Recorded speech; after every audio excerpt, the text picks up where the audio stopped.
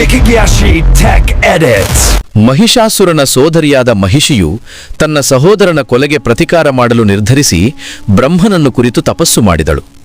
ವಿಷ್ಣು, ಹರಿ ಮತ್ತು ಶಿವ, ಹರ ಇವರಿಗೆ ಜನಿಸುವ ಸಂತಾನಕ್ಕೆ ಮಾತ್ರವಲ್ಲದೆ ಬೇರಾರಿಂದಲೂ ತನ್ನನ್ನು ಕೊಲ್ಲಲು ಸಾಧ್ಯವಾಗಬಾರದು ಎಂಬ ವರವನ್ನು ಬ್ರಹ್ಮನಿಂದ ಪಡೆದುಕೊಂಡಳು.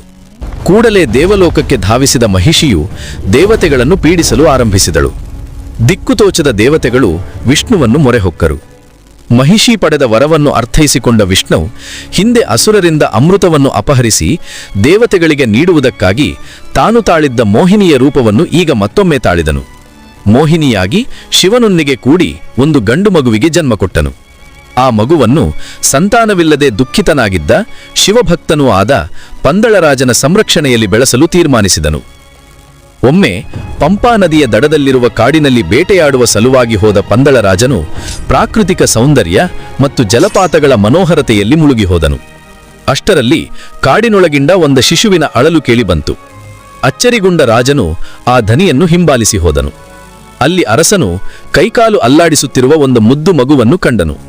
ಕೌತುಕದಿಂದ ಆ ಮಗುವನ್ನು ನೆಟ್ಟ ನೋಟದಿಂದ ನೋಡುತ್ತಿದ್ದ ರಾಜನ ಮುಂದೆ ಸನ್ಯಾಸಿಯೊಬ್ಬ ಪ್ರತ್ಯಕ್ಷನಾಗಿ ಆ ಶಿಶುವನ್ನು ಅರಮನೆಗೆ ಒಯ್ಯುವಂತೆ ಸೂಚಿಸಿದನು. ಆ ಮಗುವಿನ ಸಾನ್ನಿಧ್ಯದಿಂದ ರಾಜವಂಶದ ಮೇಲಿರುವ ಕರಿನೆರಳು ದೂರವಾಗುವುದೆಂದು, 12 ವರ್ಷ ಪ್ರಾಯಪೂರ್ತಿಯಾದಾಗ ಮಗುವಿನ ದಿವ್ಯತ್ವ ಪ್ರಕಟವಾಗುವುದೆಂದು ಹೇಳಿ ಸನ್ಯಾಸಿ ರಾಜನನ್ನು ಎಚ್ಚರಿಸಿದನು. ಮಗುವಿನ ಕುತ್ತಿಗೆಯಲ್ಲಿರುವ ಚಿನ್ನದ ಸರವನ್ನು ಕಂಡ ಸನ್ಯಾಸಿ ಅವನಿಗೆ ಮಣಿಕಂಠನೆಂದು ನಾಮಕರಣ ಮಾಡಲು ಸೂಚಿಸಿದನು. ರಾಜನು ಹರ್ಷೋನ್ಮಾದದೊಂದಿಗೆ ಮಗುವನ್ನು ಅರಮನೆಗೆ ಕೊಂಡು ಹೋಗಿ ಮಹಾರಾಣಿಗೆ ನಡೆದ ಎಲ್ಲಾ ವಿಷಯಗಳನ್ನು ತಿಳಿಸಿದನು. ಶಿವನ ಅನುಗ್ರಹದಿಂದಲೇ ಇವೆಲ್ಲ ಸಂಭವಿಸಿದುವೆಂದು ಅವರಿಬ್ಬರು ನಂಬಿದರು. ರಾಜಶೇಖರನ ಅನಂತರ ಅರಸಾಗಲು ಆಸೆಪಟ್ಟಿದ್ದ ದಿವಾನನ ಹೊರತಾಗಿ ಎಲ್ಲರೂ ರಾಜದಂಪತಿಯ ಸಂತಸದಲ್ಲಿ ಪಾಲ್ಗೊಂಡರು. ರಾಜಶೇಖರನು ಮಗುವಿಗೆ ಕಾಲಕಾಲಕ್ಕೆ ಬೇಕಾದ ಸಂಸ್ಕಾರಗಳನ್ನು ಮಾಡಿದನು. ಮಗುವಾಗಿದ್ದು ಮಣಿಕಂಠನು ಬುದ್ಧಿವಂತನೂ ಪರಿಪಕ್ವಮತಿಯೂ ಆಗಿದ್ದನು. ಯುದ್ಧವಿದ್ಯೆಯಲ್ಲಿಯೂ ಶಾಸ್ತ್ರಗಳಲ್ಲಿಯೂ ತನ್ನ ಪ್ರೌಢಿಮೆಯನ್ನು ಪ್ರಕಟಿಸಿದನು. ಮಣಿಕಂಠನು ತನ್ನ ಬುದ್ಧಿಶಕ್ತಿಯಿಂದಲೂ ಅಮಾನುಷಿಕ ಪ್ರತಿಭೆಯಿಂದಲೂ ಗುರುವನ್ನು ಚಕಿತಗೊಳಿಸಿದನು. ಪಂದಳ ರಾಜ್ಯದಲ್ಲಿ ಸುಖ, ಶಾಂತಿ, ಸಂಪತ್ತು ತುಂಬಿ ತುಳುಕಿತು. ಮಣಿಕಂಠನದ್ದು ಕೇವಲ ನಶ್ವರವಾದ ಮನುಷ್ಯ ಜನ್ಮ ಅಲ್ಲವೆಂದು, ಅವನಲ್ಲಿ ದೈವಿಕ ಚೈತನ್ಯ ತುಂಬಿದೆಯೆಂದು ಆತನ ಗುರು ತೀರ್ಮಾನಿಸಿದನು. ಕಲಿಕೆ ಪೂರ್ತಿಗೊಳಿಸಿದ ಮಣಿಕಂಠನು ಯಥೋಚಿತ ಗುರುದಕ್ಷಿಣೆ ಕೊಡಲು ಮತ್ತು ಗುರುವಿನ ಅನುಗ್ರಹ ಪಡೆಯಲು ಹೊರಟನು. ಅಮಾನುಷಿಕ ಪ್ರಭಾವವಿರುವವ ಹಾಗೂ ದಿವ್ಯಶಕ್ತಿ ಸಂಪನ್ನನಾದವ ರಾಜಕುಮಾರನೆಂದು ತಿಳಿದ ಗುರು ತನ್ನ ಆಶೀರ್ವಾದವನ್ನು ಅಪೇಕ್ಷಿಸಿ ಬಂದ ಮಣಿಕಂಠನಿಗೆ ಹೇಳಿದನು. ಕುರುಡನೂ ಕಿವುಡನೂ ಆದ ನನ್ನ ಮಗನಿಗೆ ದೃಷ್ಟಿಯನ್ನು, ಮಾತಾಡುವ ಶಕ್ತಿಯನ್ನು ನೀಡಿ ಅನುಗ್ರಹಿಸು. ಈ ವಿಜ್ಞಾಪನೆಯನ್ನು ಮನ್ನಿಸಿದ ಮಣಿಕಂಠನು ಗುರುಪುತ್ರನ ಶಿರಸ್ಸಿನ ಮೇಲೆ ಕೈಯಿಟ್ಟನು. ಕೂಡಲೇ ಅವನಿಗೆ ದೃಷ್ಟಿ ಮತ್ತು ಮಾತಾಡುವ ಸಾಮರ್ಥ್ಯ ಪ್ರಾಪ್ತವಾದವು. ತಾನು ಮಾಡಿದ ಅದ್ಭುತ ಕೆಲಸವನ್ನು ಯಾರಿಗೂ ತಿಳಿಸಬಾರದೆಂದು ಕೇಳಿಕೊಂಡು ಮಣಿಕಂಠನು ಅರಮನೆಗೆ ಹಿಂದಿರುಗಿದನು. ಈ ನಡುವೆ ರಾಣಿಯು ಒಂದು ಗಂಡು ಮಗುವಿಗೆ ಜನ್ಮವಿತ್ತಿದ್ದಳು. ಆ ಮಗುವಿಗೆ ರಾಜರಾಜನೆಂದು ನಾಮಕರಣ ಮಾಡಿದ್ದರು. ರಾಜ್ಯದಲ್ಲಿ ನಡೆದು ಹೋದ ಅದ್ಭುತ ಘಟನಾವಳಿಗಳು ರಾಜಶೇಖರನನ್ನು ಚಿಂತಿಸುವಂತೆ ಮಾಡಿದ್ದವು. ಭಗವಾನ್ ಅಯ್ಯಪ್ಪನೇ ತನ್ನ ಮಗನಾಗಿ ಬಂದಿರುವನೆಂದು ಅವನು ಭಾವಿಸಿದನು. ಮಣಿಕಂಠನಿಗೆ ಪಟ್ಟಾಭಿಷೇಕ ಮಾಡಲು ನಿರ್ಧರಿಸಿದನು. ದಿವಾನನ ಹೊರತಾಗಿ ಆಸ್ಥಾನದಲ್ಲಿರುವವರೆಲ್ಲರೂ ಸಂತೋಷಪಟ್ಟರು. ತನ್ನ ಮಹತ್ವಾಕಾಂಕ್ಷೆಯನ್ನು ರಹಸ್ಯವಾಗಿ ಪೋಷಿಸಿದ್ದ ಕುತಂತ್ರಿಯಾದ ಮಂತ್ರಿಯು ಮಣಿಕಂಠನನ್ನು ದ್ವೇಷಿಸುತ್ತಿದ್ದನು. ಅವನು ಈ ದೈವಿಕ ಅವತಾರವನ್ನು ನಿರ್ನಾಮಗೊಳಿಸಲು ಕಟಿಬದ್ಧನಾದನು. ವಿಷಪ್ರಾಶನವೇ ಮೊದಲಾದ ಹಲವಾರು ತಂತ್ರಗಳನ್ನು ಕೈಗೊಂಡನು. ಮಣಿಕಂಠನಿಗಾದ ಚಿಕ್ಕ ಚಿಕ್ಕ ತೊಂದರೆಗಳನ್ನು ಭಗವಾನ್ ಶಿವನೇ ದೂರೀಕರಿಸಿದನು. ಮಂತ್ರಿಯ ಕುಯುಕ್ತಿಗಳೆಲ್ಲ ವಿಫಲಗೊಂಡವು. ತನ್ನ ಯೋಜನೆಗಳು ಭಂಗವಾಗುವುದನ್ನು ಕಂಡು ನಿರಾಶನಾಗಿ ಹೋದ ದಿವಾನನು ರಾಣಿಯನ್ನು ತನ್ನತ್ತ ಸೆಳೆಯಲು ಪ್ರಯತ್ನಿಸತೊಡಗಿದನು. ಸ್ವಂತ ಮಗನು ಜೀವಿಸಿರುವಾಗಲೇ ಮಣಿಕಂಠನನ್ನು ರಾಜನನ್ನಾಗಿ ಮಾಡುವುದು ಸೂಕ್ತವಲ್ಲ ಎಂದು ಅವಳಿಗೆ ಬೋಧಿಸಿದನು. ಅರ್ಥಶಾಸ್ತ್ರದ ಪ್ರಕಾರ ಗುರಿಯು ಮಾರ್ಗವನ್ನು ಉದಾತ್ತಗೊಳಿಸುತ್ತದೆ ಎಂಬಂತೆ ಅನಾರೋಗ್ಯವನ್ನು ಅಭಿನಯಿಸಲು ರಾಣಿಗೆ ಸಲಹೆ ನೀಡಿದನು. ಆತನ ವಿಶ್ವಾಸದ ವೈದ್ಯನೊಬ್ಬನಿಂದ ರಾಣಿಯ ಅನಾರೋಗ್ಯ ನಿವಾರಣೆಗೆ ಹುಲಿಯ ಹಾಲು ಬೇಕು ಎಂದು ಹೇಳಿಸಿದನು. ಹುಲಿಯ ಹಾಲನ್ನು ಹುಡುಕಲು ಹೊರಟ ಮಣಿಕಂಠನನ್ನು ನರಭಕ್ಷಕರಿಗೆ ಆಹಾರವನ್ನಾಗಿಸುವುದು ಅವನ ಉದ್ದೇಶ. ಜವಾಬ್ದಾರಿ ನೆರವೇರಿಸಲು ಸಾಧ್ಯವಾಗದೆ ಪರಾಜಿತನಾಗಿ ಮಣಿಕಂಠನು ಹಿಂದಿರುಗಿ ಬಂದಲ್ಲಿ ಸಹಜವಾಗಿಯೇ ಆತನ ಮೇಲಿರುವ ರಾಜನ ಪ್ರೀತಿ ಕಡಿಮೆಯಾಗುವುದು ಎಂದು ರಾಣಿಗೆ ಹೇಳಿದನು. ಪುತ್ರ ಸ್ನೇಹದಿಂದ ಕುರುಡಿಯಾದ ರಾಣಿ ದಿವಾಲನ ಮಾತುಗಳನ್ನು ನಂಬಿದಳು. ಆತನು ಸೂಚಿಸಿದಂತೆ ಸಹಿಸಲು ಅಸಾಧ್ಯವೆನಿಸಿದ ತಲೆನೋವಿನಿಂದ ಬಳಲುತ್ತಿರುವುದಾಗಿ ರಾಜನನ್ನು ನಂಬಿಸಿದಳು. ಭ್ರಮೆಗೊಳಗಾದ ರಾಜನು ಅರಮನೆಯ ವೈದ್ಯನನ್ನು ಕರೆಸಿದನು. ಎಷ್ಟು ಕಷ್ಟಪಟ್ಟರೂ ರಾಣಿಯ ಕಾಯಿಲೆ ಯಾವುದೆಂದು ತಿಳಿದುಕೊಳ್ಳಲು ಅರಮನೆಯ ವೈದ್ಯನಿಂದ ಸಾಧ್ಯವಾಗಲಿಲ್ಲ. ಈ ಸಂದರ್ಭವನ್ನು ಉಪಯೋಗಿಸಿಕೊಳ್ಳುವ ಸಲುವಾಗಿ ದಿವಾನನು ತಾನು ಏರ್ಪಾಡು ಮಾಡಿದ ವೈದ್ಯನನ್ನು ಕರೆಸಿದನು.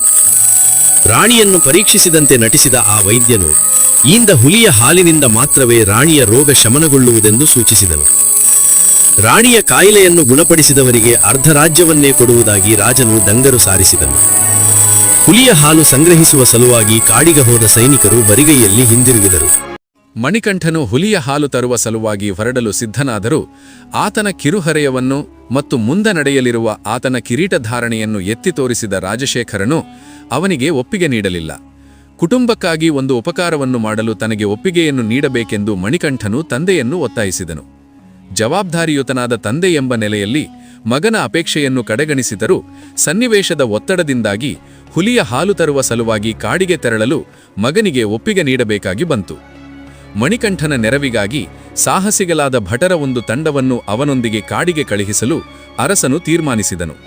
ಆದರೆ ಜನರ ಗುಂಪುಗಳನ್ನು ಕಂಡೊಡನೆ ಹುಲಿಯು ಓಡಿ ಹೋಗುವುದೆಂಬ ಕಾರಣದಿಂದ ಮಣಿಕಂಠನು ತಂದೆಯ ತೀರ್ಮಾನವನ್ನು ಒಪ್ಪಲಿಲ್ಲ. ಕೊನೆಗೆ ವಾತ್ಸಲ್ಯಮಯಿಯಾದ ತಂದೆಯು ಆಹಾರ ಸಾಮಗ್ರಿಗಳನ್ನು, ಶಿವಭಕ್ತಿಯ ಸೂಚಕವಾದ ಹಾಗೂ 3 ಕಣ್ಣುಗಳಿರುವ ತೆಂಗಿನಕಾಯಿಯನ್ನು ಇತ್ತು ಮಗನನ್ನು ಕಳುಹಿಸಿಕೊಟ್ಟನು. ಮಣಿಕಂಠನು ಅರಣ್ಯವನ್ನು ಪ್ರವೇಶಿಸಿದಾಗ ಭಗವಾನ್ ಶಿವನ ಪಂಚಭೂತಗಣಗಳು ಒಟ್ಟಿಗೆ ಸೇರಿಕೊಂಡವು. ಪಯಣದ ನಡುವೆ ದೇವಲೋಕದಲ್ಲಿ ಮಹಿಷಿಯು ನಡೆಸುತ್ತಿರುವ ಅನ್ಯಾಯಗಳೆಲ್ಲ ಮಣಿಕಂಠನ ಗಮನಕ್ಕೆ ಬಂದವು. ಅವನಲ್ಲಿರುವ ನ್ಯಾಯದ ಪ್ರಜ್ಞೆ ಜಾಗೃತವಾಯಿತು. ಅವನು ಮಹಿಷಿಯನ್ನು ಹಿಡಿದೆಳೆದು ಭೂಲೋಕಕ್ಕೆ ಎಸೆದನು. ಅವಳು ಅಯುತಾ ನದಿಯ ದಂಡೆಗೆ ಬಂದು ಬಿದ್ದಳು. ಇಬ್ಬರ ನಡುವೆ ಘೋರವಾದ ಯುದ್ಧ ನಡೆಯಿತು. Mahishi went up to Manikanthan and attacked him. Come, Mahishi. My earthly mission is about to be fulfilled.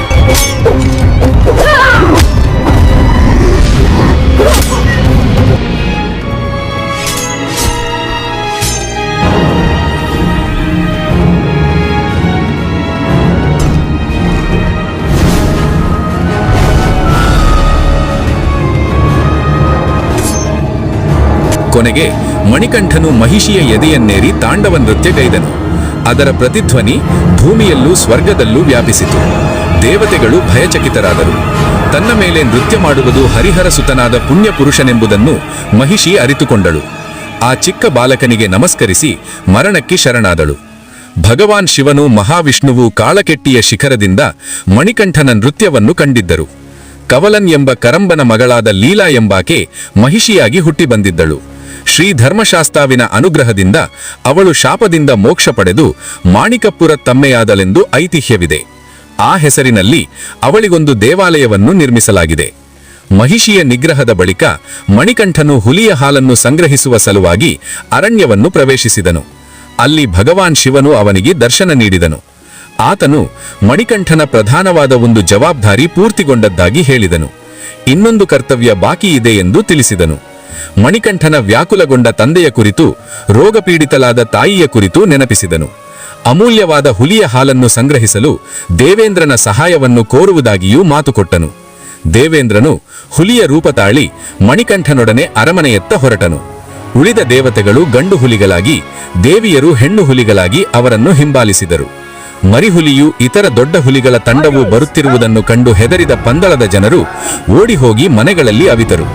ಆಶ್ಚರ್ಯಚಕಿತನಾದ ರಾಜ ಹಿಂದೆ ಕಾಡಿನಲ್ಲಿ ಭೇಟಿಯಾಗಿದ್ದ ಸನ್ಯಾಸಿಯು ಫಕ್ಕನೆ ಪ್ರತ್ಯಕ್ಷನಾಗಿ ಮಣಿಕಂಠನ ದೈವತ್ವದ ರಹಸ್ಯವನ್ನು ಸ್ಪಷ್ಟಪಡಿಸಿದನು. ಮಣಿಕಂಠನು ಹುಲಿಗಳೊಂದಿಗೆ ಅರಮನೆಯ ಪ್ರವೇಶ ದ್ವಾರಕ್ಕೆ ಹತ್ತಿರವಾದಲು ರಾಜನಲ್ಲಿ ಮೌನ ಹಾಗೂ ವಿಷಾದ ಭಾವ ತುಂಬಿತು. ಹುಲಿ ಬೆನ್ನಿನ ಮೇಲಿಂದ ಕೆಳಗಿಳಿದ ಬಾಲಕನು ಚಕ್ರವರ್ತಿಯೊಂದಿಗೆ ಹೇಳಿದನು, ಮರಿ ಹಾಕಿದ ಹುಲಿಯನ್ನು ತಂದಿದ್ದೇನೆ. ಇನ್ನು ಆದಷ್ಟು ಬೇಗನೆ ಹಾಲು ಸಂಗ್ರಹಿಸಿ ತಾಯಿಯ ಅದ್ಭುತ ರೋಗವನ್ನು ದೂರೀಕರಿಸುವ. ರಾಜನು ಹೆಚ್ಚು ಹೊತ್ತು ತಡೆಯಲಾರದೆ ಬಾಲಕನ ಪಾದಗಳಿಗೆ ಬಿದ್ದು ಕ್ಷಮೆಯಾಚಿಸಿದನು. ತನ್ನ ಮಗನು ನಾಡನ್ನು ಬಿಟ್ಟು ಕಾಡಿಗೆ ತೆರಳಲು ಕಾರಣನಾದ ದಿವಾನನನ್ನು ದಂಡಿಸಬೇಕೆಂದು ಅರಸನು ತೀರ್ಮಾನಿಸಿದನು. ಆದರೆ ಎಲ್ಲವೂ ದೈವೇಚ್ಛೆಯಂತೆ ನಡೆಯುವುದೆಂದು ಸಂಯಮವನ್ನು ಪಾಲಿಸಬೇಕೆಂದು ಮಣಿಕಂಠನು ಸಲಹೆ ನೀಡಿದನು. ಕೊನೆಗೆ ರಾಣಿಯ ಕಪಟ ನಾಟಕದ ರಹಸ್ಯ ಬಯಲಾದ ಆ ನಿಮಿಷದಲ್ಲಿ ಅದನ್ನು ಕಂಡ ರಾಣಿಗೆ ಅಯ್ಯಪ್ಪನು ಸಾಕ್ಷಾತ್ ಭಗವಂತನೇ ಅಂತ ತಿಳಿಯುತ್ತೆ. ಆಗ ತನ್ನ ತಪ್ಪಿನ ಅರಿವಾಗಿ ಕ್ಷಮೆ ಕೇಳಿ ಅಯ್ಯಪ್ಪನನ್ನೇ ಈ ರಾಜ್ಯದ ರಾಜನನ್ನಾಗಿ ಮಾಡಬೇಕು ಅಂತ ಹೇಳ್ತಾಳೆ. ಆಗ ಅಯ್ಯಪ್ಪ ಸ್ವಾಮಿ, ನಾನು ಇಲ್ಲಿಗೆ ಬಂದ ತನ್ನ ಅವತಾರದ ಉದ್ದೇಶ ಪೂರ್ಣವಾಯಿತು. ನಾನೀಗ ಇಲ್ಲಿಂದ ಹೊರಡುವ ಸಮಯ ಬಂತು. ನನ್ನ ತಮ್ಮನಾದ ರಾಜರಾಜನೇ ಈ ರಾಜ್ಯಕ್ಕೆ ರಾಜನಾಗಲಿ ಎಂದು ಹೇಳಿ ತಂದೆಗೆ ಸೂಚಿಸಿದನು. ಕೊನೆಯದಾಗಿ ಮಣಿಕಂಠನ ಸ್ಮರಣೆಗಾಗಿ ಒಂದು ದೇವಾಲಯವನ್ನು ನಿರ್ಮಿಸಬೇಕೆಂಬ ಆಸೆ ಎನ್ನಲ್ಲಿದೆ.